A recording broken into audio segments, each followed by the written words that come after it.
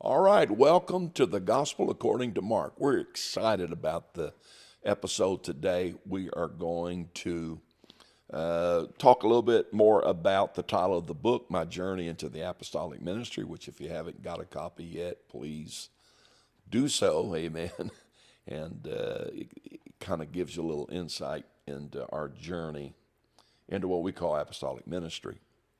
And so we're going to talk about that today. We're going to go back into it and kind of a little more and give you a few more pieces and a few more steps in the journey and the connections and people that's been very instrumental. So we're excited about it. And again, if you haven't done it yet, go down and hit the subscribe, like, and notification button and share it around. If you enjoy the podcast, and please spread the good news and let everybody know about it, and we would appreciate it. Amen. All right, let's get ready for another episode on the day is The Journey Continues.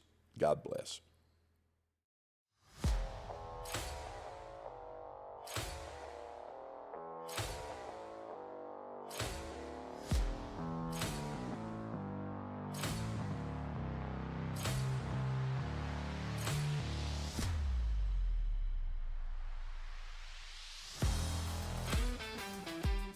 Welcome back to the Gospel According to Mark.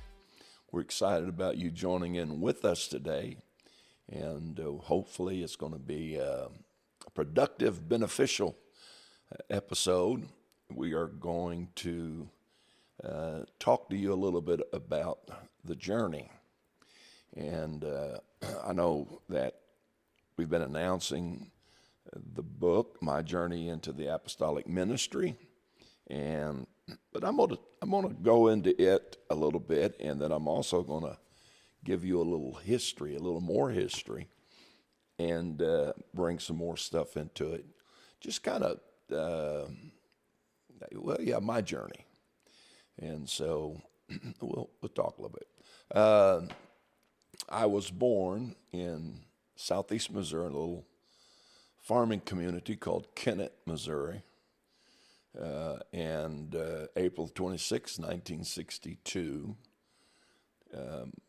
my dad's family, the Morgan side, of course, were all from southeast Missouri. My grandpa Morgan was a sharecropper, I guess you could say, worked on farms. So he raised his family in that culture. And then my mom's side of the family, they were all from northeast Arkansas, Walnut Ridge, Hoxie, down through there. And of course, mom and dad married, and so my dad, married into a family that was in ministry. And so then, of course, we lived in Kennett. That was probably the place that we lived the most. We moved quite a bit when I was a lot younger, and we lived in Rockford, Illinois for a while. We lived in Phoenix, Arizona a couple times, 2 or 3 times, and my grandpa Alvin he'd feel a call to some city to start a church, and he'd call my dad, and away we would go and try to help them build a church. And so then when I was 12, we moved from southeast Missouri, Kennett. We moved to, let me go back just a little bit here, just a little history. So during that time, of course, that I was a boy living in southeast Missouri, we lived in a little town called Burney, Missouri. And my dad worked at, if I remember correct, it was the Brown Shoe Factory. And there was another man that worked there that was starting a church had started a church in Malden, Missouri, which was none other but Johnny Godare. And so Johnny Godare came to our house. We lived in Burney. He lived in Malden. And he would come over and he had lunch with us. Not just a lot, but several times he'd come to the house and all. My dad even helped him with the church there in Malden when he was just getting it started. So anyway, we left Southeast Missouri when I was 12, and we moved to, and when I was 12 in the 7th grade, we lived just between Kenneth and Malden. We lived there, a little place next to a motorcycle shop, Indian motorcycle shop. And I went to school in Clarkton for my 7th grade year. Right after 7th grade, we moved to Ozark, Missouri, which was just south of Springfield. So we went from southeast to southwest Missouri. And my dad had worked for Emerson Electric. He had lost the hearing out of his right ear, and so they were going to put him in a rehabilitation school. So we moved to southwest Missouri. My dad was going to, I believe it was in Eureka Springs, Missouri, I think it was Eureka Springs. I'd have to, anyway, he went to a rehabilitation school there, and for small engines. And then he just, he said, man, this is not what I want to do. So, but anyhow, by then, of course, we were living in Ozark, and then we were attending a small church there in Ozark, Pastor Uzel. And then Dad decided that we needed to move into Springfield. So we were over there, I'm pretty sure it was on a Saturday, and just driving around looking at houses and kind of driving through Springfield. And we passed this church, and it was on Missouri and Madison Street right there in Springfield. And so we passed it. I seen a man out there by the name of L.D. Fletcher, Pastor L.D. Fletcher. He had preached the previous year at our youth camp that I attended, and so I remembered him from there. And so I told Mom and Dad in the car, I said, hey, that guy preached at youth camp. So we got out and introduced ourselves, and that's where our connection with Brother Fletcher began. And so we moved to Springfield. We started attending Brother Fletcher's church. We call it on Mo and Mad, and quite a bit of growth there. And then, of course, we moved from there over to Mill Street, and then from Mill Street to another building. And, of course, L.D. Eddings, Larry Eddings, took the church from Brother Fletcher, and in 1981. So let me back up just a little bit. So we moved to Springfield. We started attending Brother Fletcher's church, and that's where I met Sister Morgan. I met Sister Morgan when she was probably 11. I was 12, almost 13, and she was 11, almost 12. And so we went to the same church together, and so then we started dating, and we married there in Springfield in 1981, December the 4th, 1981. And but then Brother Fletcher had resigned. He had resigned from the church there in Springfield, and it took a church in southern Illinois, a little town called Anna, Illinois. And so anyway, so he had left just previous of Sister Morgan and I getting married. He come back and married us. And then in June of 1982, we moved to Anna, Illinois to help Brother Fletcher. When I got there, I was just kind of there to help, and then I got involved. Now they call them youth pastors. Back then they were youth leaders. And then, of course, I was also the church drummer. It was because I was all they had, and so I'll just give you a little history. And so we went to Anna, and of course that part of it's in the book, My Journey into Apostolic Ministry. We get to Anna, and I had took a job in Merritt, Illinois, and I worked there from June to November, Thanksgiving weekend, and that job was it was a horrible job. There's just a lot of dynamics to it, and my boss, I jokingly but semi-serious would say, I think she was Satan's sister. And anyway, just so I got fired from that job on the Friday after Thanksgiving, and then we trying to find a job there in Anna, which was about 5,000 population, so jobs weren't just plentiful. But anyhow, so we went through that, and then it was the following year that we started getting phone calls. I tell the story about Brother Burchett, pastored in Cairo, Illinois, calling, and me going down there preaching for him. And then I started preaching all around Southern Illinois, just, doing a Sunday night, or midweek or whatever. And then that's when Brother Fletcher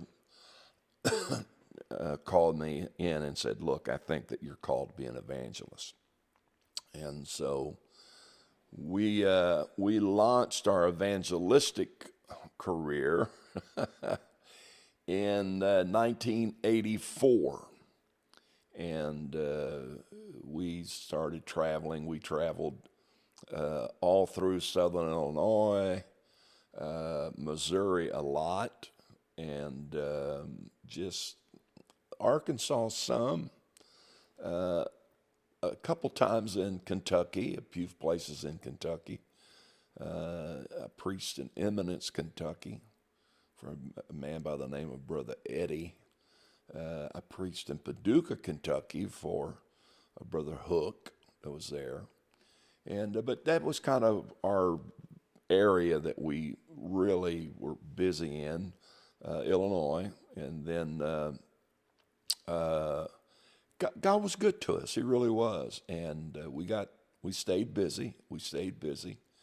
And it was during that time that Brother Fletcher was leaving, and he was moving to another place. So we moved back to Missouri. I was basing out of Kennett, Missouri at the time with Brother Carroll Magruder. And it was during that time, of course, I'd been introduced to Brother Reeves by Brother Fletcher. Brother Fletcher would go up there and preach for him, and I'd go up there and help drive. And then he had Brother Reeves preach for us. And that was my introduction to Brother Kenneth Reeves, which was very significant. Of course, in the book, I tell the story about me preaching in Louisiana and that crazy service, and how that I come back, stopped there at Kennett, and Brother Magruder was waiting for me, and he told me, he said, what God used you in last night is going to be a part of your ministry. And a woman by the name of Shirley Shelton, which was friends of my parents, they attended the Kennett Church. She prophesied things to me and just rattled me. I mean, and of course, I find this kind of ironic is that Sister Batchelor, the pastor there in the St. Louis area, this Shirley Shelton was her grandmother. And I didn't know that until a few years ago when I passed the Batchelors in the Denver airport. We just stopped and talked a little bit, and she introduced herself and told me who her grandma was. But just very much impacted my life. And so then, of course, I was up to Brother Reeves, and that's in the book. Just tremendous impact in my life. Looking back, I'm 63 now, and, now I'm called an elder. But looking back at it, it's just the goodness of God and the grace of God. And you see how God has orchestrated things and led you through things and led you to certain key moments. And that would have been, of course, Brother Reeves. Of course, Brother Fletcher made such an impact in my life. And then Brother Reeves. God was just good to me. It was just good to me. And so we traveled, we evangelized for 4 years, just all different places, of course. During that time, of course, Charity was born the year we started evangelizing, and then Bethany was born a couple years later. So we were evangelizing. I had an old beat up Ford truck, and I believe it was a 30-foot, if I remember right, Holiday Rambler. And we pulled that around there and preached for all over, just all through the Midwest. I went over to Tulsa and preached for a man by the name of Jackie Vent. And he was related to Brother Johnny Goldair and the Goldairs, and he was out of Southeast Missouri, so we had some connection. I went there, preached for him, and there was a man there that visited the revival by the name of Gary Howard. And so Brother Howard asked me if I would preach for him, and I said, yeah, I'll be glad to do it. And so that was my connection to Brother Gary Howard, as I started out preaching for him as an evangelist. Also, I want to tell you during this time, which I think is kind of ironic again, is in the mid-'80s, 85, 86, I preached in Kennett on a Sunday afternoon, and Brother Magruder had what he called a pre-conference conference. General conference was in St. Louis that year, and so he had invited a bunch of us to come in the Sunday before General Conference and have special service. So we had a Sunday morning, Sunday afternoon, Sunday night. And it was there that I met a man by the name of Joe Beasley. Joe Beasley pastored in Fredericton, New Brunswick. He pastored the church that Brother Raymond Woodward pastors now. So he had me come up and preach there, and I preached part of the church dedication, the building. And I met Brother Raymond Woodward when he was the music director there, and got acquainted with him. And of course, it's been a great friendship. And just give you a little history, connection. So I'm connected there. Then I'm preaching for Brother Gary Howard, and in the book I explain a lot of stuff about how that Pastor Gary Howard really helped me understand more. Now, Brother Reeves did greatly, but then Brother Gary Howard really helped me just to understand some things. And so one of the revivals that I held was in Okmulgee, Oklahoma. And I was preaching for Pastor Charles Clark. His brother, Steve Clark, pastors the Okmulgee Church now. Of course, Steve and Veronica were there when we were voted in 1988. But I preached a revival there for Brother Charles Clark. And so I was kind of preaching quite a bit at that time. This would have been 87, 88. So I was preaching for them, and I held a revival there. And then I went up to preach in Collinsville, Oklahoma, for the Andersons. She was our, I think, back then it was ladies auxiliary secretary, I believe. And so I went up and preached for them. And so I was in the sanctuary praying one afternoon, and I just kind of felt to call Brother Clark. I didn't know why. I just felt to call him. So I called, and he said, why did you call us? I don't know. I just was praying, and I felt impressed to call you, just checking on you. He said, well, meet me tomorrow in the food court at the mall. And so I met him the next day, and So we sat down, and man, he began to weep, and I was kind of like, what in the world, this?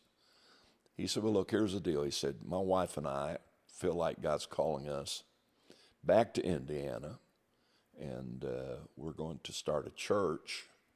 And if I remember correct, it was in Fishers, Indiana. And he said, so we feel like, but we just come off of a 3-day fast, and we want to,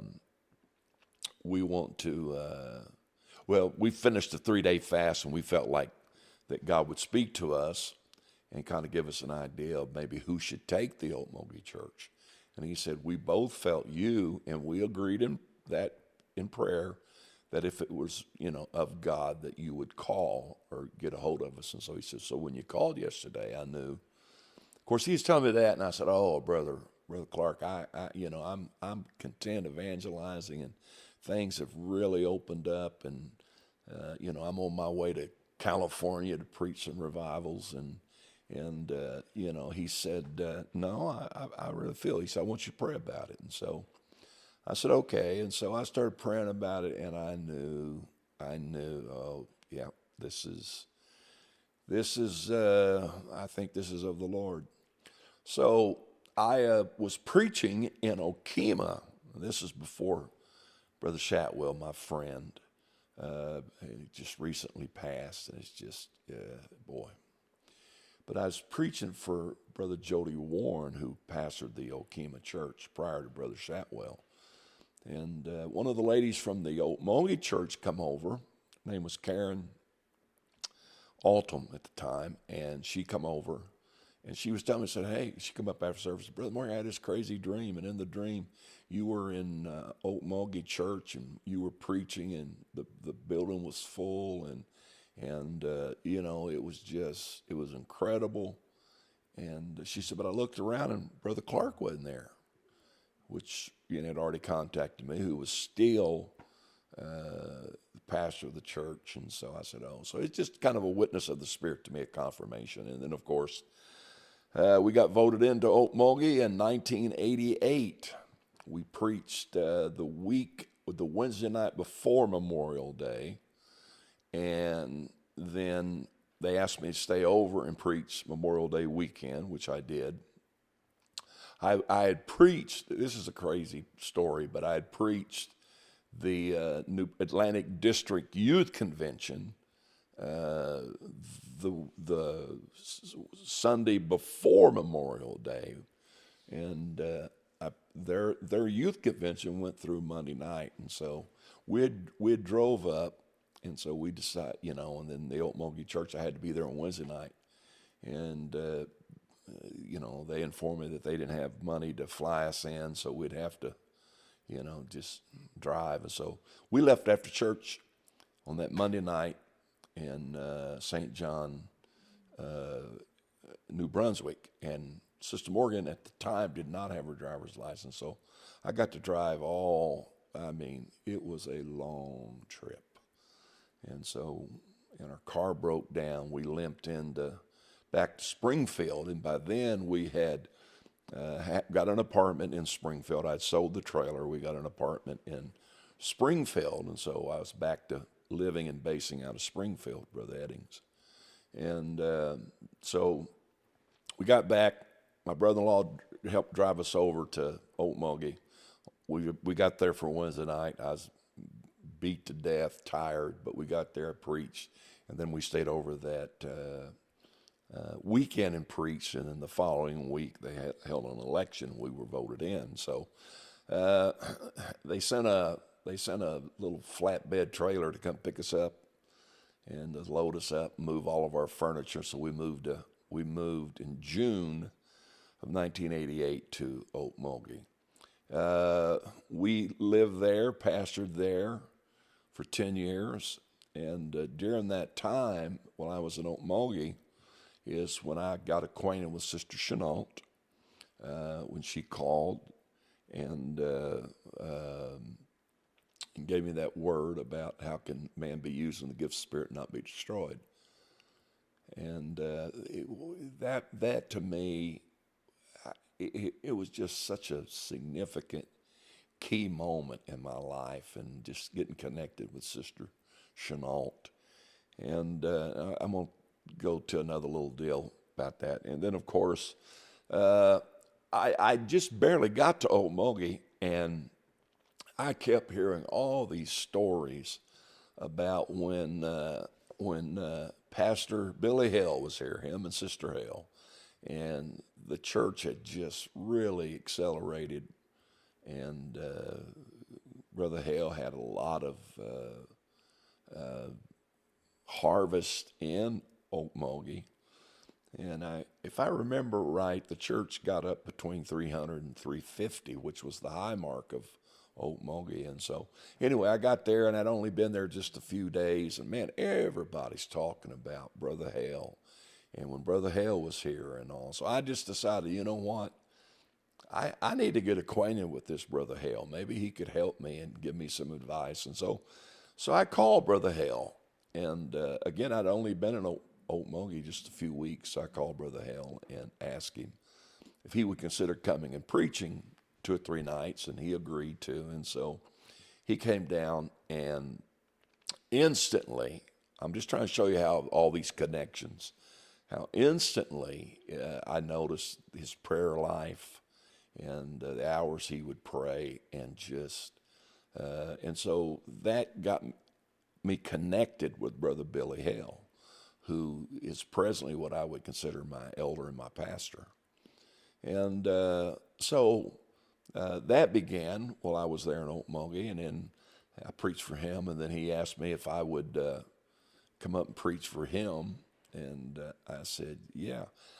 If I remember correct, here I say that a lot on here, but I believe that he asked me to come up for I think they had a Labor Day picnic, and so that's how quick it was. So we got there in June, and then for their Labor Day picnic, he'd preached for me during that span, and then I went up and preached for them. We drove up, preached for them, and again, that began I preached a lot for Brother and Sister Hale in Denver and Colorado District, some of their camps and meetings and stuff.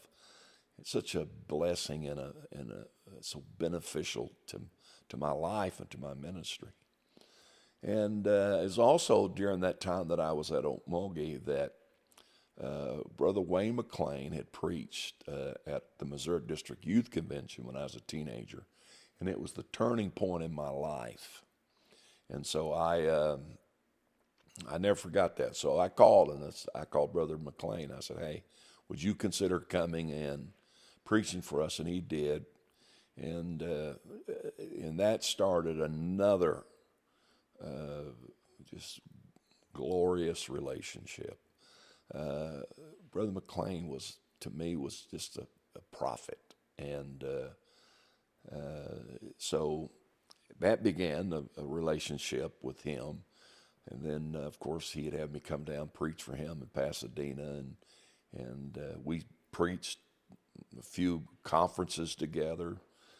We preached a Colorado camp meeting together, and just what a great Christian Brother McLean was. And so that was how I got connected with Brother Wayne McLean. And then during that time, which is kind of a crazy story, but we had Brother Merle Euing preaching in the Oklahoma district, and he had preached a service in the Tulsa area, and so after service we all went to it was one of those Western Sizzling Steakhouse or whatever. They had a little room in the back. They put us in it, a bunch of preachers, and I was sitting way down at the other end. He was down further in, across from me, way down the other side. And, I was just like, man, I'm in the same room with Brother Euing. This is incredible. So we got through. They were taking him outside, and so I finished paying my bill, and so we were walking out. And Brother Euing was standing out front, right in front of the front door, and he was talking to one of the ministers. If I remember, it was Brother Danny Schweitzer, who pastored there in Sand Springs, which we preached a revival for him. And anyway, so I just kind of walked by, and when I did, I heard Brother Euing ask this man, "Who's that young man right there?" And he told Brother Euing my name, and then Brother Euing, he calls out to me, "Hey, Brother Morgan." And so I was like, what in the world, you know? So, "Hey, Brother Morgan." So I turned around, you talking to me? He said, "Yeah, come here." So I walked over to him, and he he said, "When you walked by, the Holy Ghost spoke to me and said, you're supposed to come preach for me." And I said, "Oh, Brother Euing, I don't know about that, because I held him in such high esteem. I just, And he said, "No," he said, "I know the voice of God. And so here's what we're going to do." He said, you are going to, you're going to pray about it. And when the Lord tells you to come, you call me and we'll get you down." Well, I said, "Brother Euing, I'm not going to do that. There's absolutely no way that I'm going to call you. I mean, that's just not going to happen." And he said, "No, yeah, it's going to happen." He said, "When the Lord shows you and he talks to you," he said, "you let me know." I said, "Oh, okay, we'll see." And so it was a few weeks that went by. I mean, it's not a long time, but a few weeks went by, and I have this crazy dream. And in the dream, we're walking down the street in a downtown area, and there's alleys. I mean, several of them coming, of course, from the side into the street. And in front of me was Brother Euing. And these wolves would come out from those alleys, and they'd attack him. And man, he'd get up and he's like a big old bear, just throwing these wolves off. But from behind, I could see his shoulders starting to slump a little bit. And I thought, he's getting tired. He's getting tired. And so in the dream, I walked up behind him. I never got beside him, never tried to get in front of him. I walked up behind him and I said, "Brother Euing, I'm going to come help you now." And so I woke up the next day and I knew that it was from God. And so I talked to Sister Morgan about it. I said, "What do I do?" And she said, "Well, you better call him." I said, so I waited a day or two and it just wouldn't lift. And so I called him. And I said, "No, look, here's the deal. I don't have to come down there and preach. I can pray from up here." And he said, "No, you're going to come preach for me." And so I went. He said, "Matter of fact, I want you next week." So I preached for him on a Monday, Tuesday, and Wednesday. And man, that was another divine encounter and moment, and how God just connects you. I've had people ask me the question, and hopefully this doesn't come, how did you get to where you're at, and who did you this, and and I just kind of shake my head, because I realize that these people, they're trying to figure out who they need to get connected to advance their ministry or whatever. And that was not in my mind. It was just divine encounters and moments that God would bring people into my life that was so impacting. And so I preached, God really moved and worked, and then he had me come back a few times, and then through the years I preached at Eastwood. I was there one time a whole year in revival, and Brother Euing was such a wonderful human being, and I miss him. I miss Brother McLean. I miss Sister Chenault.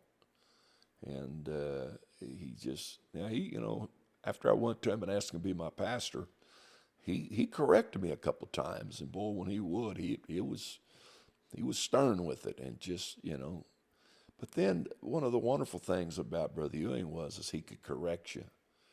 And it wasn't because you'd embarrassed him or he was upset. He was doing it to help you. And then once he told you what you needed to do and kind of rebuked you and corrected you, it was over.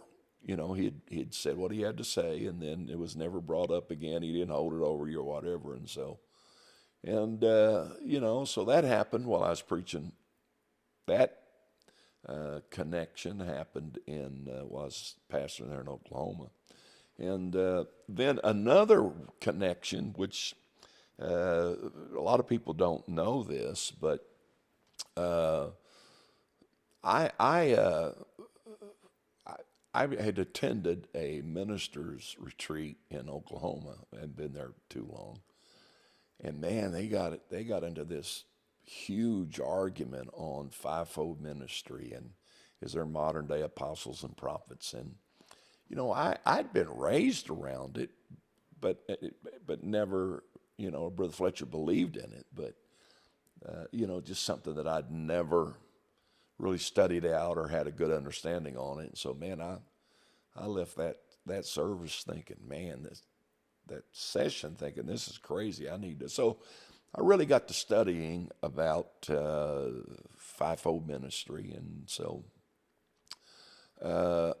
I when I was in Okmulgee, I'd preached a lot for Brother Tom Foster.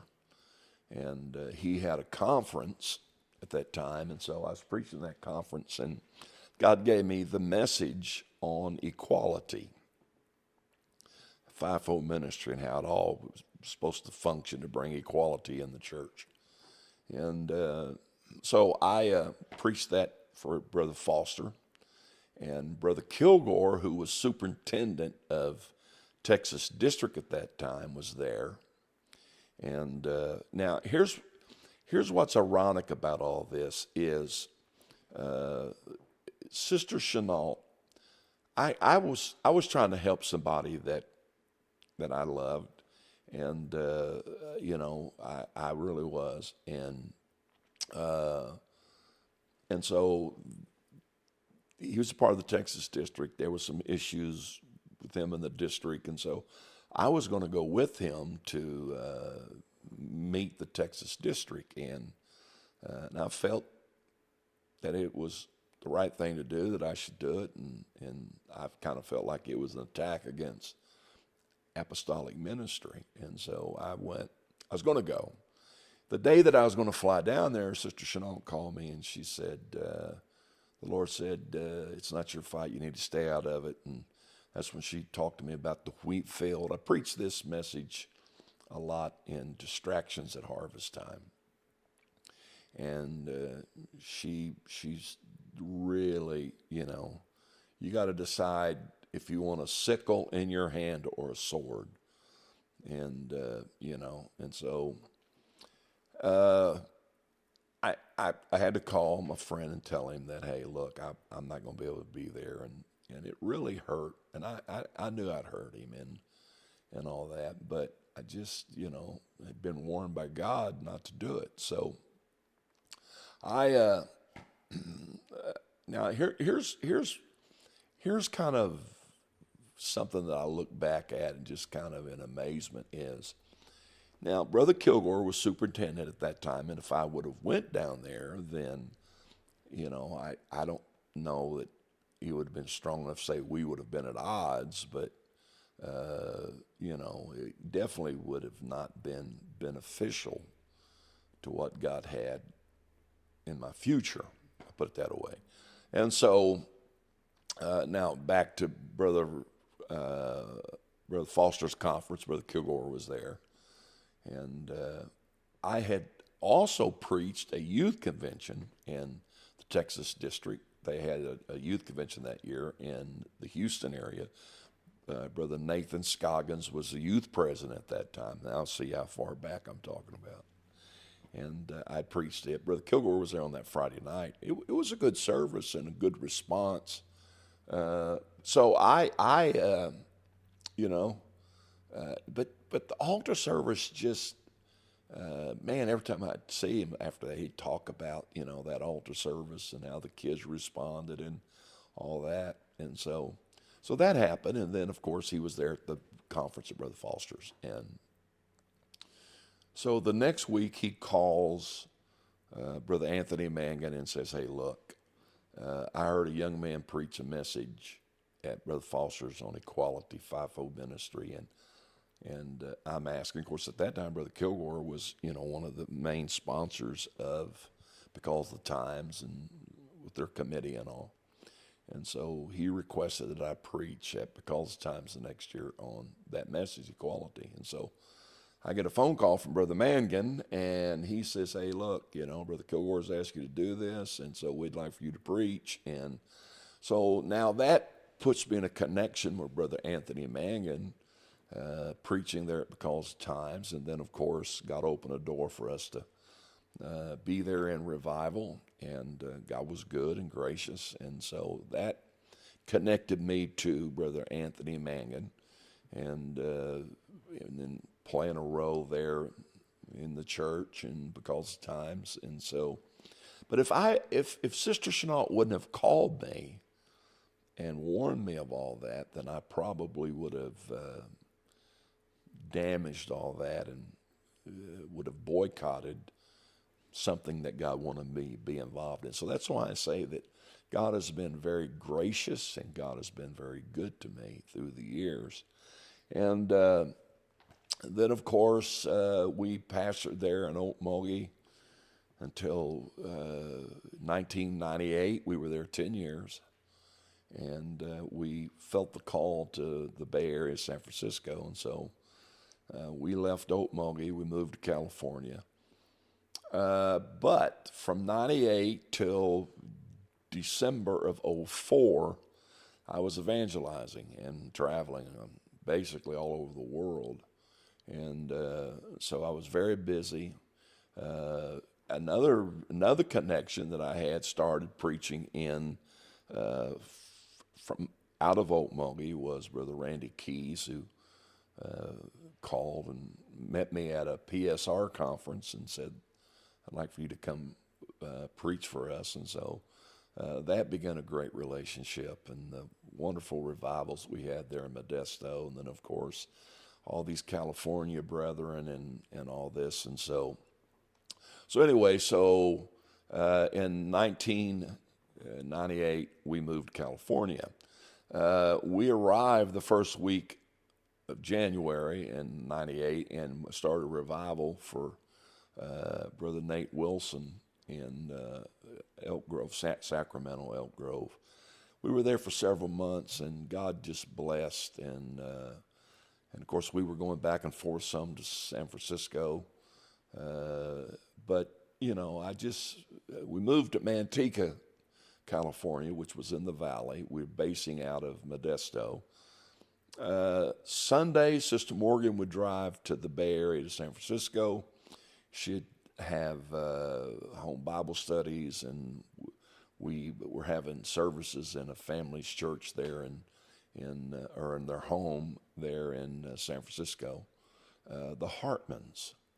And so they go over there and teach, and man, the people that had went over there on Sundays, and Brother and Sister Mallory, and the Narayans, and I just on and on the list goes. And so I was traveling around the world doing all this stuff, and but I went to General Conference. I didn't know what to do. I was confused about San Francisco. I know that the Lord had spoke to me about it, but I was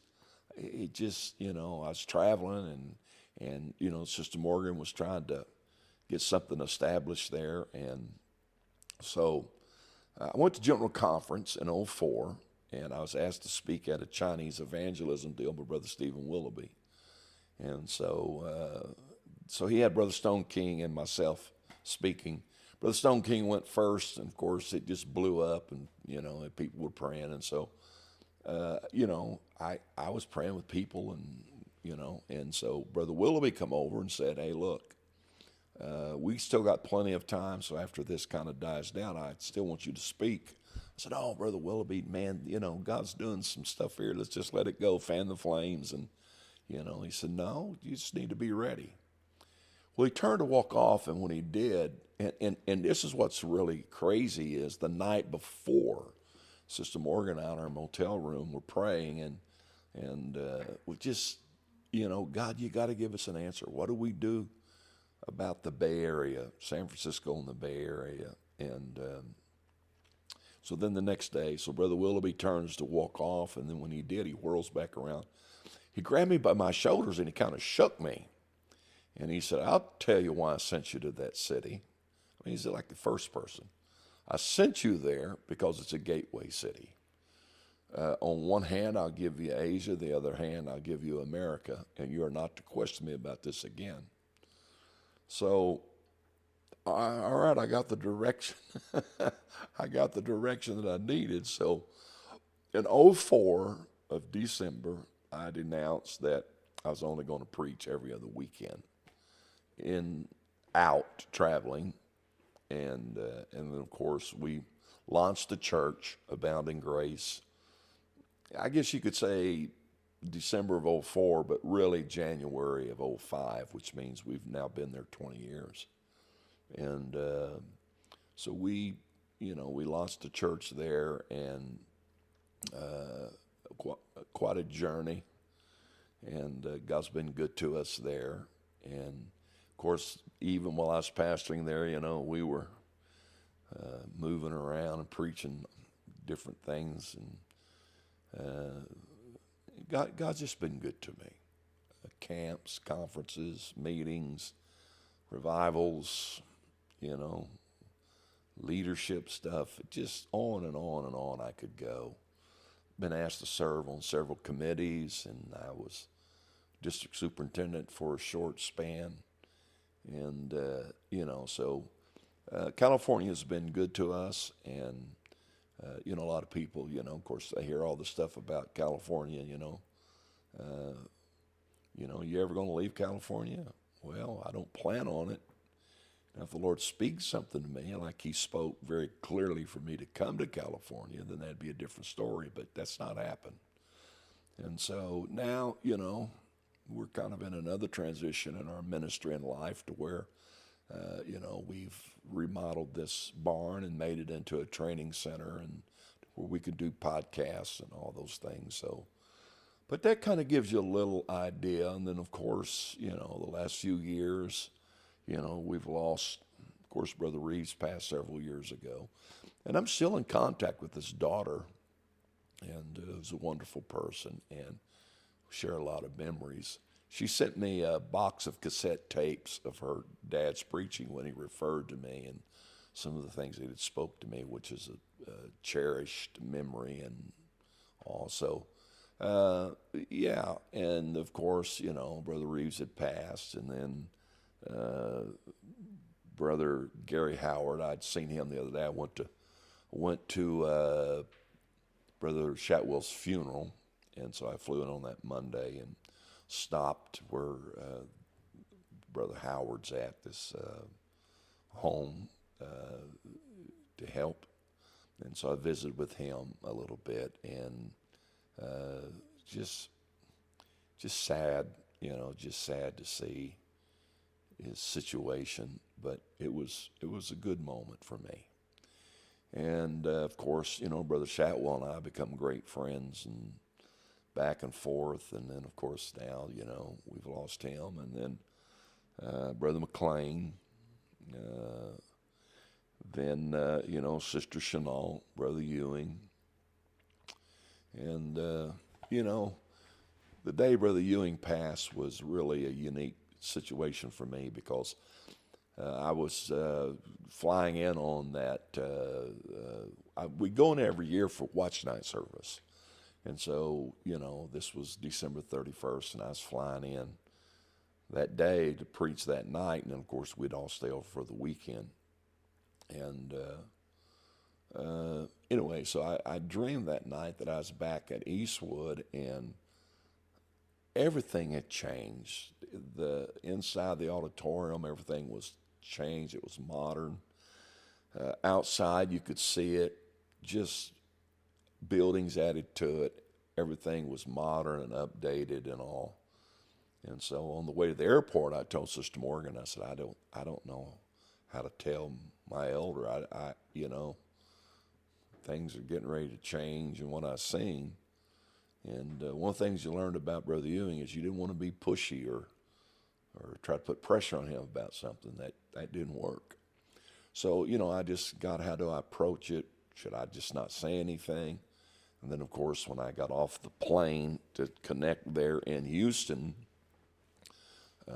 Brother Wayne Huntley, had called. And so while I was changing planes, and he called and asked me if it was true about Brother Euing. And I said, what do you mean? He said, well, I heard he passed. I said, oh, no, that's not true. That's a rumor. And I said, I'm on my way there right now to preach. He said, well, Brother Morgan, I think you might want to check. And so I called, and I was trying to get a hold of Brother Godwin, which I met in 1988, who's been a friend. Greg's my friend, my buddy. And then, of course, connected with Brother Euing was Brother David Smith. Also, from Brother Kilgore's, I got connected with Brother Jonathan Haygood and all. And so I'm leaving people out. Brother Jonathan Neely, I got connected with, preaching for Brother Kilgore. And so I tried to get a hold of, I called Greg, and David called back, or vice versa, and they informed me that it was true, that Brother Euing had passed. And so, but and here's the amazing part about it is, if you drive by Eastwood now, they're on I-10 in Lake Charles, it's the buildings, everything is what I seen that night before. And then, of course, I went back to preach a couple of years ago, and the inside, I mean, everything was exactly like I'd seen. And so, anyhow, but the death of these people, losing them. So now I'm without a pastor, and